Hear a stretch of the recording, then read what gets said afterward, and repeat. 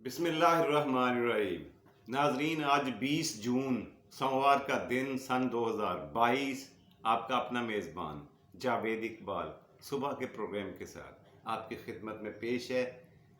खूबसूरत नई सुबह है, सो गुड मॉर्निंग, सुबह खैर एंड अस्सलामु अलैकुम एवरीबॉडी। कैसे हैं आप सब लोग? ठीक हैं, खैरियत से हैं, फ्रेश हैं? अल्लाह करे आपको हमेशा खुशी मिलती रहे। जी, हम तारीख़ हिंदुस्तान के हवाले से मुग़ल सल्तनत में पहुंच चुके हैं, मुग़ल दौरे हुकूमत में आ चुके हैं और यहाँ पे हम तीसरे बादशाह, नामवर बादशाह जलालुद्दीन अकबर की हयात पर, उसकी ज़िंदगी के ऊपर कमेंट्री करते हुए, उसके हालात देखते हुए आगे निकल रहे हैं। ये मैंने आपको बता दिया था कि 50 साल इस बंदे ने हुकूमत की है हिंदुस्तान पे, अकबर बादशाह ने, शहनशाह अकबर ने। कौन कौन से 1556 से लेकर 1556 तक, ये ईस्वी की बात हो रही है, हिजरी की नहीं हो रही। 1605 ये इसकी दौरे हुक्मरानी रहा हिंदुस्तान के ऊपर। किसका? शहनशाह अकबर। ये तो लिखने की जरूरत नहीं है। और ये मैं आपको बता चुका हूं कि इसके बचपन में, यह भी क्योंकि बहुत बचपन में था जब इसको ताजपोशी इसकी की गई, जब इसको तख्ते दिल्ली पर विराजमान किया गया। इसके बाप हुमायूं की फौतगी के बाद अकबर साहब जो थे, शहनशाह अकबर, इसकी उम्र 13-14 साल थी जब इसको बादशाहत मिल गई। लेकिन अभी ये बच्चा था, इसको पढ़ने पढ़ाने की, इसको लिखने लिखाने की, सिखाने की बड़ी कोशिश की गई, लेकिन इसका दिमाग, इसका ख्याल, इसकी प्रायोरिटी खेल, सैरो तफरी और शिकार, ये तीन इसके मशागल थे बचपन में। और यही वजह हुई कि ये पढ़ने लिखने के काबिल कभी भी नहीं हो सका, लेकिन इल्म दोस्त था। इससे कोई दो राय इस पे नहीं है। इल्म दोस्त इंसान था, आलिमों की कदर करने वाला, असातिज़ा की ताज़ीम करने वाला और महकमा तालीम और इसकी ज़रूरियात का ख्याल रखने वाला शहनशाह था, इसमें कोई शक नहीं है। लेकिन खुद लिखने पढ़ने की ताकत से, नेमत से महरूम रहा। आज हमने बात करनी है जी इसकी फतूहात के सिलसिले में। इसने 50 साल हिंदुस्तान पर हुकूमत की है और मौर्रखीन यानी तारीख दान लिखते हैं, रिसर्चर्स ने बताया है कि कोई एक साल भी ऐसा नहीं गुजरा इसकी जिंदगी में जब जिस साल इसको किसी न किसी मुहिम में, किसी न किसी जंग में उतरना ना पड़ा हो। कभी किसी ने बगावत कर दी, तो कभी किसी ने अतात कबूल कर ली, तो कभी किसी ने खुद मुख्तारी का ऐलान कर दिया।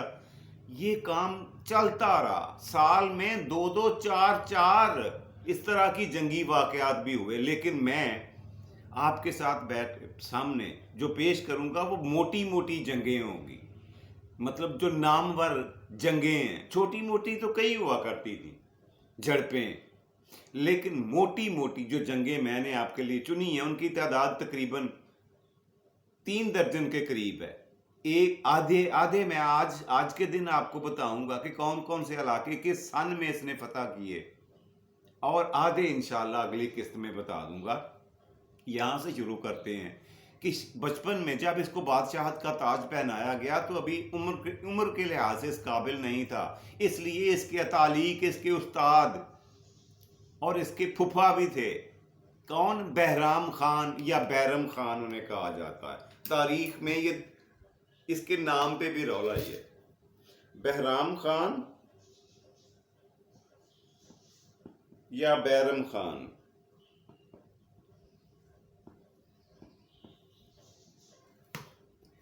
सल्तनत के हकीकी इख्तियारात कुल्ली तौर पर इस बंदे के पास थे और इस बंदे ने बादशाह, हालांकि इसको पता था कि मेरे पास ये वक्ती तौर पे है, इसके बावजूद इसने 3 बड़ी रियासतें फतह की, 3 बड़े मुल्क, 3 बड़े इलाके इसने मुगलिया सल्तनत की इताअत पर मजबूर किया उन्हें, इनके जेर तसल्लुत लेके आया। और वो इलाके थे ग्वालियर, अजमेर, ग्वालियर, अजमेर और जौनपुर या जूनपुर, ये 3 इलाके थे जो बहरम खान ने फतह किए, फौज कशी करके, लश्कर कशी करके, लड़ाई करके, अपनी जान जोखों में डालकर, अपने आप को खतरे में डालकर 3 बहुत बड़े इलाके फतह कर लिए। लेकिन इसके बावजूद अकबर बादशाह की माँ, जिसका नाम था हमीदा बानो बेगम, माँ का नाम हमीदा बानो बेगम, शहंशाह अकबर की माँ हमीदा बानो बेगम, ये नाम था अकबर की माँ का। इसके अलावा एक और औरत थी जो दाई थी अकबर की, जिसका दूध पिया था अकबर बादशाह ने। वो दूध पिलाया करती थी, दूध पिलाने के लिए रखी हुई थी। ये 2 औरतें ऐसी थीं जिनके असर था अकबर बादशाह, क्योंकि अभी बचपना था। इनकी हर बात पर सर झुकाना, इनकी हाँ में हाँ मिलाना अकबर बादशाह की फितरी तौर पर यह अमल था। आखिरकार सिर्फ 5 या 6 साल के वक्फे के अंदर होता क्या है कि अकबर बादशाह को अमली तौर पर हिंदुस्तान का शहनशाह बना दिया जाता है, यानी कुल्ली इख्तियारात का मालिक। ये कब बना? 1560 में। 1560 ईस्वी में ये कुल्ली तौर पर, मुकम्मल तौर पर हिंदुस्तान का बादशाह बन गया। और कहा जाता है कि ये इख्तियारात लेने में इसकी माँ और दाइया का बहुत बड़ा हाथ था। उन्होंने कोशिश और हिम्मत करके, बार बार इंसिस्ट करके, क्योंकि दोनों नहीं पसंद कर रही थी कि ये जो बहराम खान तख्त के ताज के हिंदुस्तानी बादशाह के इख्तियारात इस्तेमाल कर रहा है, ये क्यों कर रहा है। और मुमकिन है उनके कुछ काम उन्हें पसंद, खवातीन को पसंद ना हो, ये मुमकिन है ना। इख्तलाफात भी तो होते हैं कि ये गलत कर रहा है, ये गलत कर रहा है, मेरे बेटे को ये इख्तियारात जल्दी मिलने चाहिए। बहरहाल 1560 में वो इख्तियारात मिल गए। उसके बाद क्या होता है जी? इसके बाद ये हुआ, एक इसका बड़ा भाई, किसका? दाई का। ये जो दाइया थी ना, जिस दाई थी यानी दूध पिलाने वाली माँ जो थी, रजाई माँ जिसे कहते हैं अकबर की, उसका एक बेटा था उद्दम खान।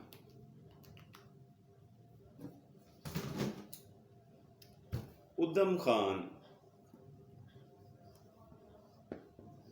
और इसका एक दामाद था, ये पहले नोट फरमा लें, उद्दम खान, और इसका दामाद था शहाबुद्दीन।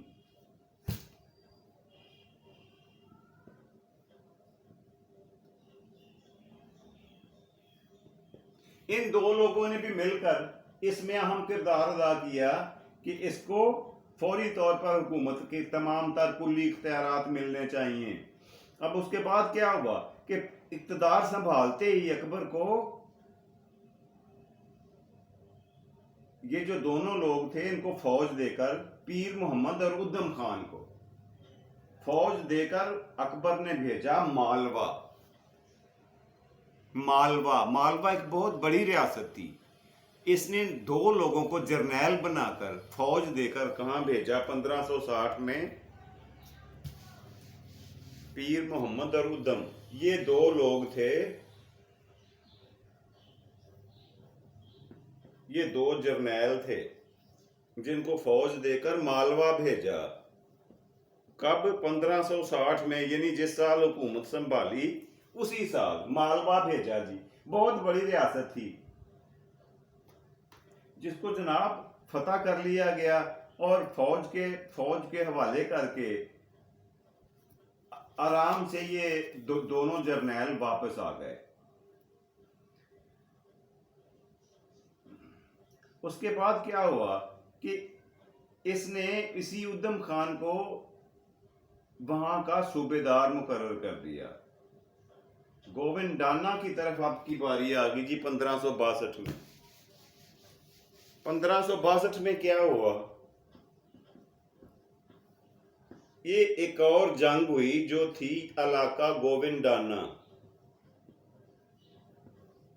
1562 में यहां इस इलाके में गुमसान का रन पड़ता है और इसका जो था जर्नैल फौज का, ये इसका नाम आसिफ था, जिसने बड़ी बहादुरी के साथ फतह कर लिया। 1564 में उज़्बेकों ने एक साजिश की। 1564 में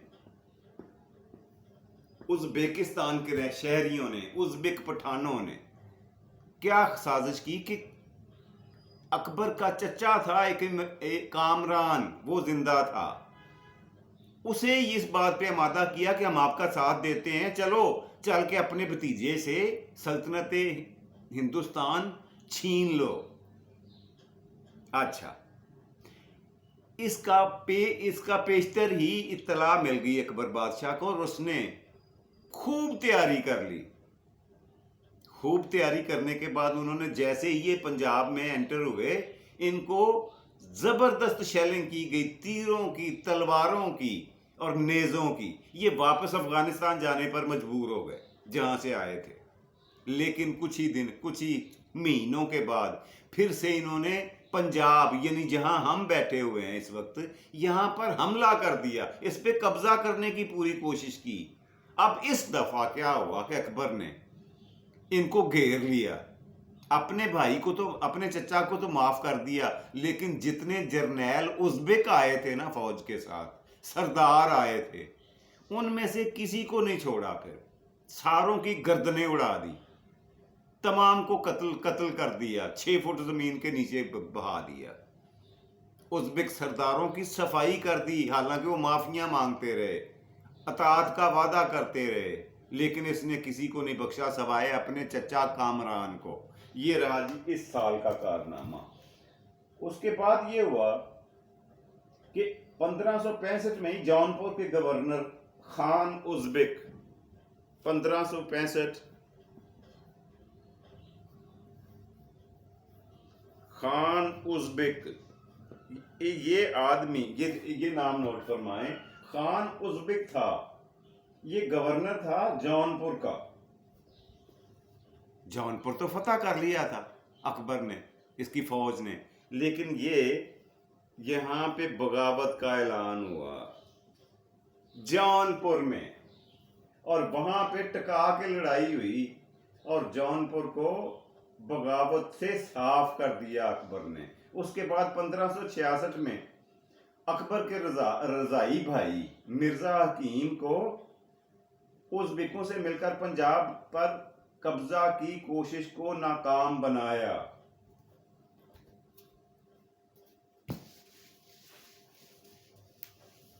ये आप नोट फरमाएं। उसके बाद 1566 में इसके रजाई भाई था, जिसका नाम था हकीम, अब्दुल हकीम होगा, हकीम लिखा हुआ है। उसने मिलकर उज़्बेकों की कला कमा किया, उसको नाकों चने चबवाए उज़्बेक फौजों के। इसका जो रजाई भाई था उसका नाम था मिर्जा हकीम, जो एक ही माँ का दूध पीते रहे। उसने ये कारनामा सार अंजाम दिया, मिर्जा हकीम जी, ये रहा नाम। उसके बाद ये हुआ जी कि 1567 में अकबर ने मेवाड़ा के राजा उद सिंह पर हमला किया। मेवाड़ा के राजा, राजा उद सिंह नई जंग ये थी जी 1567 की। अच्छा, राजा जो था ना, ये तो फरार हो गया पहाड़ों की तरफ।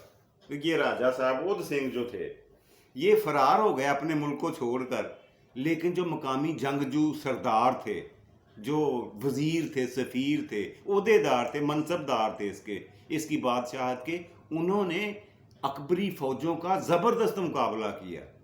लेकिन करते क्या, मुकाबले के तौर पर ये फौज बहुत भारी थी अकबर की। आखिरकार उन्हें शिकस्त से दो चार होना पड़ा, लेकिन राजपूतों ने इस जंग में काफी मजामत की। उसके बाद 1570 में कालंजर पर हमला हुआ। बगैर लड़ाई के फतह और मजबूत किला अकबर के हाथ में आ गया 1567। ये 67 नहीं होता, नोट फरमाएं, 1567। ऐसे 67 ना कहा करें, इसे 67, 1567। इसने 1567 में क्या हुआ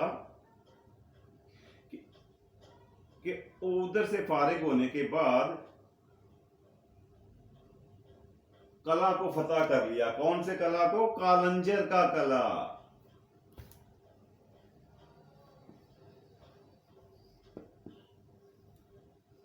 कालंजर का कला बहुत मशहूर जमाना और बहुत बड़ा कला था जो फतह हो गया, और ये बहुत बड़ी फतह गिनी जाती है। गुजरात पर हमला कर दिया जी। बड़ा सब्जो शादाब इलाका था हिंदुस्तान का। अब अकबर बादशाह की पूरी नजरें उस इलाके पर थीं, गुजरात पर। बहुत बड़ा वसीओ अरीज, सर सब्जो शादाब और आबाद इलाका था, जरखेज इलाका था गुजरात का। 1570 में उस पर हमला किया, ये नोट फरमाएं। 1570 में उस पर हमला किया और उसको फतह करने की पूरी कोशिश करनी थी, मगर हमले से पहले जो वहां का राजा था, जो वहां का सरदार था, हाकम था, उसने अताअत का ऐलान कर दिया। सो रास्ते से ही अकबर को वापस लौटना पड़ा। अभी सिकरीपुर पहुंचा था कि पीछे से फिर पता चला कि जी उन्होंने वो अपनी अताअत से मुकर गए हैं, हाकम साहब, गुजरात के हाकम, और उन्होंने खुद मुख्तारी का दोबारा से ऐलान कर दिया है, ऐलान बगावत कर दिया है। अकबर ने सिकरीपुर से ही वापसी का रास्ता लिया, दोबारा गुजरात पहुंचा, और अब की बार उसने अताअत का लॉलीपॉप लेना पसंद नहीं किया, और वहां जाकर उसने ढेर सारा खून बहाया। ये 1570 की बात है। और वहां बहुत बड़ी सिकरीपुर से वापस जाने के बाद बहुत बड़ी वहां पे जंग हुई, खून रेजी हुई, और मुकम्मल फतह और कब्जे की इसके हाथ में आ गई गुजरात के। अच्छा, अब ये हुआ कि गुजरात को फतह कर लेने के बाद इसका फायदा ये हुआ कि अब दक्कनी हिंदुस्तान पर हमला करने और उस पर कब्जा करने की राह साफ और हमवार हो चुकी थी। ये थी असल में इसकी अहमियत गुजरात की, इसलिए कि रास्ते में ये पड़ता था। इसको फतह करने के बाद कहा जाता है कि अकबर ने कई साल तक यहीं पे क़याम किया, अपना डेरा यहीं पे जमाए रखा, और मुख्तलिफ स्कीमों में बिजी रहा कि अब मैंने दक्कनी हिंदुस्तान पर कब और कैसे हमला करना है। उसके बाद ये हुआ जी, बंगाल का सुल्तान मुगलों की इताअत करके हुकूमत कर रहा था। बंगाल बहुत बड़ा इलाका था, वो भी मुगलों की इताअत कबूल करके हुकूमत हो रही थी वहाँ पे। अब हुआ क्या कि उसका जब बेटा मुगलों की सल्तनत का इताअत करता हुआ, जब उसका बेटा जिसका नाम दाऊद था बादशाह बना, तो उसने खुद मुख्तारी का ऐलान कर दिया। बादशाह ने हमला किया, अकबर ने जबरदस्त हमला किया यकबार यकसुई से, और दाऊद और उसकी हुकूमत, उसकी फौजों का कला कमा करने में मेरा ख्याल है 3 दिन का वक्त लगा होगा। लिहाजा बंगाल मुकम्मल तौर पर फतह हुआ, और 1581 बड़ा जबरदस्त साल रहा। इसके बारे में मैं मुख्तसर साहब आपसे थोड़ा सा टाइम लूंगा। ये 1581 में कश्मीर पर हमला हुआ। श्रीनगर तक पहुंच गई थी जी फौजें, अकबर की फौजें श्रीनगर तक पहुंच गई थी कि वहां पे जाकर जो कश्मीर का हुक्मरान था यूसुफ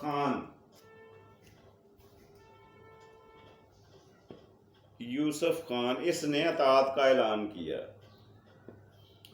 मुगल शहनशाहियत को तस्लीम कर लिया, और अकबर ने बगैर फतह किए कश्मीर को अपने हाथ में ले लिया। लेकिन अब बारी थी कश्मीर से आगे शुमाली इलाका जात की, नॉर्दर्न एरियाज़ की।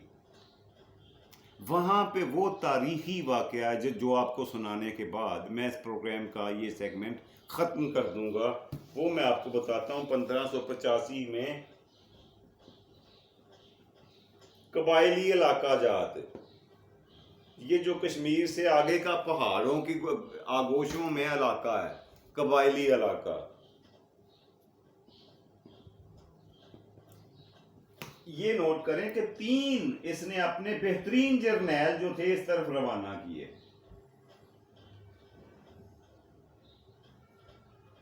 3 जर्नैल इसने इधर को अपने चला दिए, मगर बदकिस्मती से हुआ क्या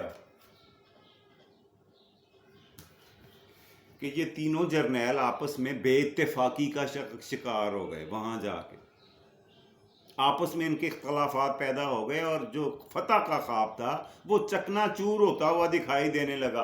और फिर इस आपस की बदसलूकी को, नाइत्तेफाकी को ख़त्म करवाने के लिए और दीगर उमूर को देखने के लिए बादशाह ने अपने 9 रत्नों में से एक बेहतरीन रतन, उसका इंतहाई काबिल कदर मोती, जिसका नाम था बीरबल, बीरबल को भेज दिया। बीरबल, लेकिन सितम ये हुआ कि बीरबल पहाड़ों में से गुजरते हुए, क्योंकि बर्फबारी हुई थी, पहाड़ों में से गुजरते हुए ही कहीं वफात पा गया और उसकी लाश तक आज तक नहीं मिली। इसके गम में कहते हैं अकबर बादशाह ने कई दिन तक ना खाना खाया था ना सो सका था। ये था उसका बीरबल के साथ मोहब्बत और रगबत का सबूत। आज के प्रोग्राम के पहले सेगमेंट को यहीं पे ख़त्म करते हैं। अगले प्रोग्राम में मैं इसकी दीगर फतूहात के बारे में आपको, अकबर शहनशाह की जो इसने दीगर फतूहात समेटी हैं अपनी ज़िंदगी में, उनके बारे में इंशाअल्लाह अज़ीज़ बताऊंगा। आज के प्रोग्राम का पहला सेगमेंट यहीं पे ख़त्म करते हैं। दूसरा सेगमेंट है आज का लफ्ज़। जी, आज का लफ्ज़ आपके सामने मैं ये रखने जा रहा हूँ।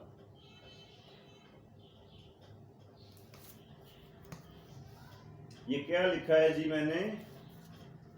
मुसल्ली। मुसल्ली का क्या मतलब लेते हैं हम? एक ऐसी कौम जिसे हम बहुत हकीर जानते हैं, नौ मुस्लिम कौम है और इसको हम बहुत नीच दर्जे की कौम समझते हैं, इनको हकीर समझते हैं। हालांकि ऐसा नहीं है। मुसल्ली लफ्ज़ पे गौर करें। मुसल्ली कहते किसे हैं? जो जमात बाजमात नमाज हो रही हो और पिछले सफ़ों के ऊपर यानी इमाम के पीछे जो खड़े होते हैं, मुक्तदी जिन्हें कहा जाता है, उनको मुसल्ली कहा जाता है। उनका होता है मकाम मुसल्ली का। और हमने बेहतरीन समझकर इस कम्युनिटी को ये नाम दिया, लेकिन आज हम अपनी ही जहालत की वजह से इस कौम से नफरत करते हैं, इसे हकीर जानते हैं, इसको नीच जात समझते हैं। बराए मेहरबानी ऐसा ना किया करें। कोई मुसलमान नीच नहीं, ऊंच नीच नहीं है। अगर किसी को कोई शक शुबा हो तो वो चार्टर ऑफ इस्लाम पढ़ ले, जो खुतबतुल विदा है मेरे आका का, वो पढ़ ले, उसको समझ आ जाएगी कि ऊंचा कौन है और नीच कौन है। जी, आज के प्रोग्राम का तीसरा और आखिरी सेगमेंट क्या होता है? वो होता है जी आज की बात। जी, आज की बात जो मैं आपके साथ शेयर करने जा रहा हूं वो बड़ी मज़े की है। बात ये है कि किसी शख्स की सख्त कलामी का जवाब नरम कलामी से, तहम्मुल से, बुर्दबारी से, सब्र से, नरम कलामी से देना बड़े कमाल की बात हुआ करती है। ये आसान नहीं होता, ये हर किसी के बस में नहीं होता। ऐसा नहीं हो सकता। ये वही लोग कर सकते हैं जो बहुत बड़े दिल के मालिक हों, जो बड़े हौसले वाले हों, जो बड़े ख्यालात की ऊंची सोच रखने वाले हों और बाज़र्फ आदमी हों, आला ज़र्फी वाले हों, वो ऐसा कर सकते हैं। ये वो कुदरती सलाहियत है जो हर किसी के हिस्से में नहीं आती। अल्लाह की ये वो नेमत है जो ख़ास बंदों को अता की जाती है, और जो इस पर अमल करते हैं फिर अल्लाह पाक उनसे कई मुसीबतें, कई बलाएं, कई मुश्किलें उनके रास्ते से अल्लाह सोना हटा देता है। ये थी जी आज की बात जो मैं आपकी खिदमत में पेश करना चाह रहा था। इसके साथ ही अपने मेज़बान जावेद इकबाल को इजाज़त दीजिए। आज के प्रोग्राम से इंशाअल्लाह अल अज़ीज़ बशर्ते ज़िंदगी शाम को फिर आपसे मुलाकात होगी। अपना और अपने प्यारों का ढेर सारा ख्याल रखें, खुश रहें, खुश रखें और खुशियाँ समेटें, खुशियाँ बांटें। रब रखा और पाकिस्तान जिंदाबाद।